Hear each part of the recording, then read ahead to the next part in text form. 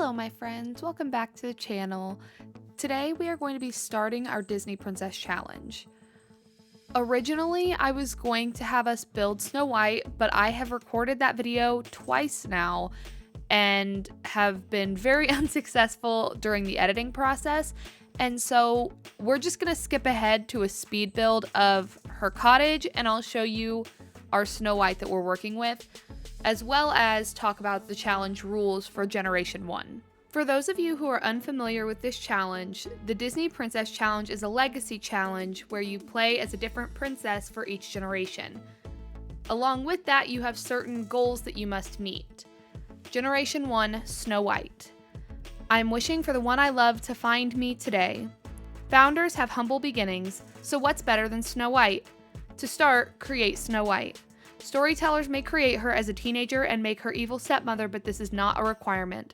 When Snow White becomes a young adult, this story begins.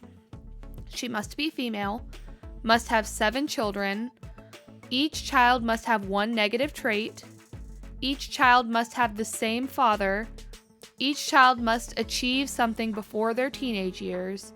This can be a variety of different things. Snow may never answer the door to strangers or talk to elderly women. And because I have parenthood, each child must age up with at least one character trait, one positive character trait. This number can be increased if you're looking for more of a challenge. All right, and here she is in all of her glory, Snow White.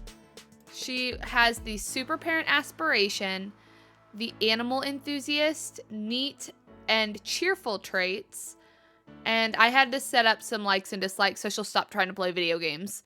And I've set up looks for each outfit, including the 3 iconic Snow White colors, red, blue, and yellow. So her daytime look, her formal look, her athletic wear, sleepwear, party clothes, swimwear, hot weather, and cold weather. So I feel like she is ready to see her new home. All right, and we are moving her into this lot on Henford on Bagley. And I kind of imagine that because she stumbled upon it, she wouldn't have to pay for it. So we're going to be using money cheats during just this part of the challenge. Now let's get into that build, shall we? So as you can see, I started with just the basic shape of the build and then went from there. I added wallpaper. I used this get together wallpaper because it looks almost exactly like what the dwarves had on their house, which I thought was pretty cool. I realized that I needed to add a second level because I remembered, hey, you need a window up there. So I'm going ahead and I'm doing roofing now, and just like in the actual movie Snow White, we now have thatched roofs. So I was able to use the new pack in a lot of this build actually, because it, cottage. It's a cottage pack. It lended itself so nicely to starting this challenge right now. And so I'm going in, and I did use a lot from Get Together as well. This house I think would look just as cute in Windenburg. If for whatever reason you didn't want to play with it here, I think that it turned out super cute. I'm trying really hard to get the longer roofing that the actual cottage has, but it really kicked my butt, and I end up going back and scratching the whole thing. But I still think it turns out really cute because I managed to draw at least some of that in later on a different part of the build. And yes, I'm completely aware of how weird it is to use like the paint stuff outside, but there's a part of the cottage that doesn't have, it's made of stone I think, but it doesn't have the same pattern that I was using before. So I had to think quick on my feet and change it up so that it would still match and all of that. These columns, that's what they're called. I sat here for a second and had to think about it. The columns from Snowy Escape were so cute for this, and I was very excited to have the opportunity to use them. This is that roofing thing I was talking about, where I had to kind of finagle it a little bit, but it was really important to me that it looked right because there's supposed to be a window over to the right that I was not able to fit unless I managed to add on that little piece of roofing. So getting that roofing situated was so exciting, and I was super glad to get to figure that out. And here I am trying the other roof one more time because I didn't know what that top part of that roof was, or that wall was supposed to look like, because in the movie, the roof is supposed to cover it. But no matter how hard I tried, I just could not get it to look right. So I do end up completely scrapping the idea. It just takes me, I was really dedicated to getting it right, and just unfortunately couldn't figure it out, which was disappointing.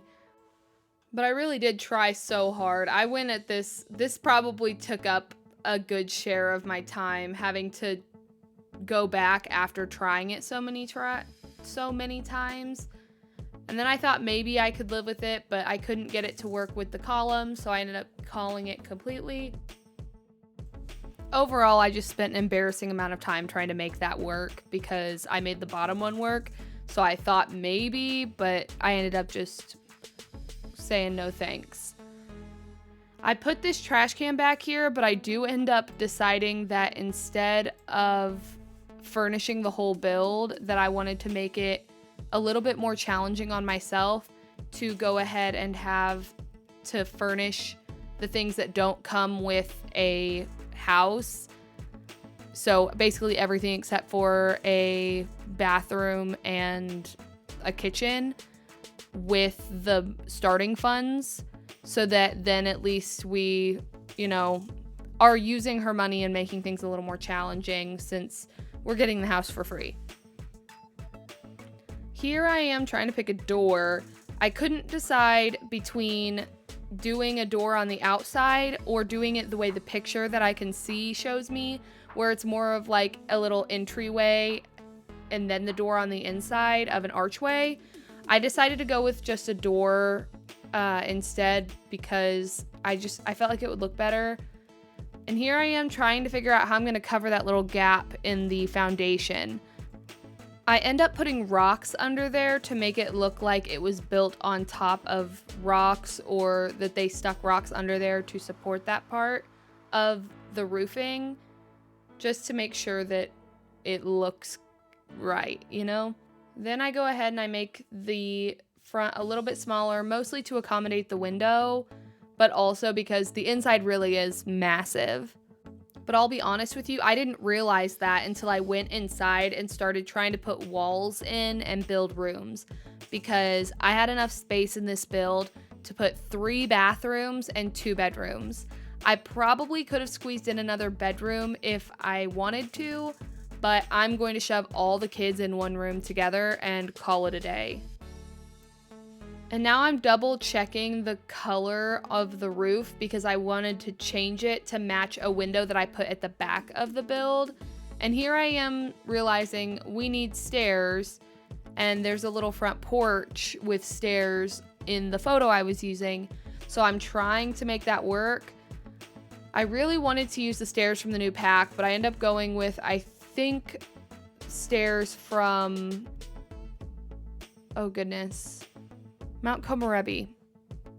Snowy Escape.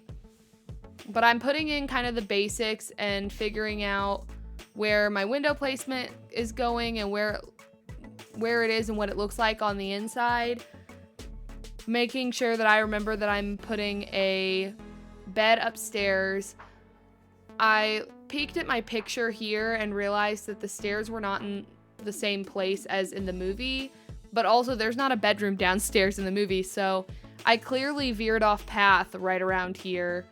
And now I'm trying to figure out a bedroom upstairs so that there's space for both myself and the kids, or Snow White and the kids. And I went ahead and I was trying to decide what living room set I wanted to do, but I don't end up putting in a living room set at all. Also, I stuck these lights in so that I could see while I was putting in furniture, but I don't actually keep them. I'm going to be doing this challenge with the off-the-grid trait on my lot, with the off-the-grid challenge, sorry. And so I won't actually be able to use those anyway. Here I am adding a little bathroom for mom because that's one thing that I learned when I played this challenge the first time. I only made it to Generation 2, but when I played it the first time, I learned very quickly that 8 Sims and 1 shower is the worst idea. And so I made a point of putting multiple bathrooms in here so that I didn't run into the issue of people walking in on each other, getting embarrassed, and dying, because I'm pretty sure that that's how you lose the challenge. Although there's not any rules about your kids dying, so maybe if they die, it's not that big of a deal. I'm not really sure. What do you think? If one of your dwarf children dies, does that count as a loss in the game? Also, this is me. I don't keep these beds. I'm just checking to make sure I can fit 7 children in this room. And turns out I can. And so I just wanted to make sure that it was possible to fit all of those beds in there before I made any, like, this is how it's going to be set up upstairs sort of decisions.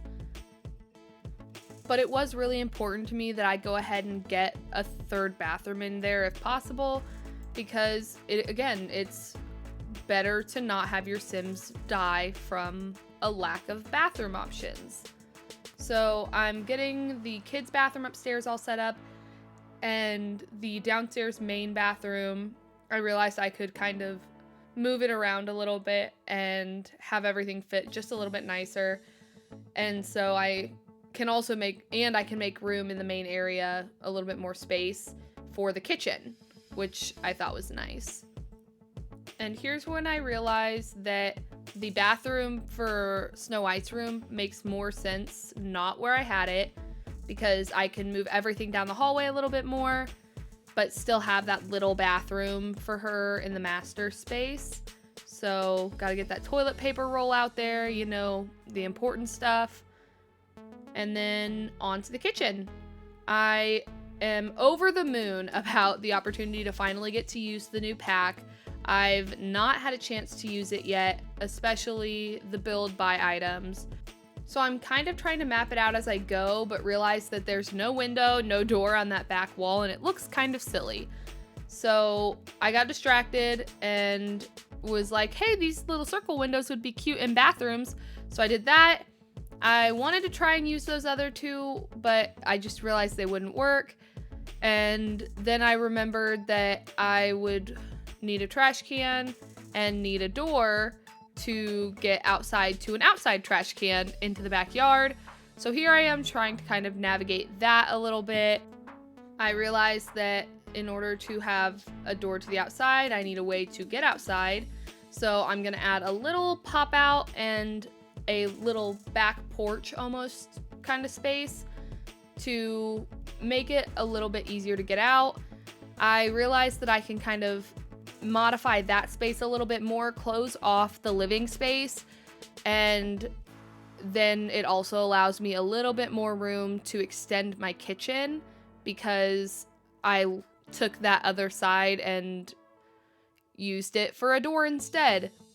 And I do end up changing most of what I do here, because at first I had the used BB Move objects to stick a counter into that corner counter, but then realized that I really wanted to use this cute little cabinet piece. And so I went ahead and was like, okay, I need to fix that so that everything fits. Then realized it wouldn't sit quite right over there. So ended up deciding to just fix my cabinets entirely so that... Did I? Maybe I didn't. Maybe that was what I did. Oops, I thought I had to move everything out. But maybe I'd already done that and I was just going super fast and I missed it. Here I am adding windows, realizing that I have 0 windows anywhere in the back, on the back side of the house at all. So I do that. And then we start on outside. So I'm moving the house a little bit so that I can see about fitting. I'm trying to find a place for a little pond. So I end up putting it back in this corner. I love the new pond tool. I think it's so cute. I'm obsessed with it. I love it. So I go ahead and I get some duckies and some lily pads and some fishies. I have the fishing sign because I'm not sure if you need it to be able to fish there, but I thought it would be kind of cool for her to get to fish there. I wasn't sure if you'd be able to make fireflies go places that are not over water, so I have that there because I want to try it out. And here I am adding some paths, and here I am realizing that I found the rocks. I know that I found them later on in the video and pulled them out, but I'm still very annoyed that I did not find them at a reasonable time. It took me so long to figure out what happened to those.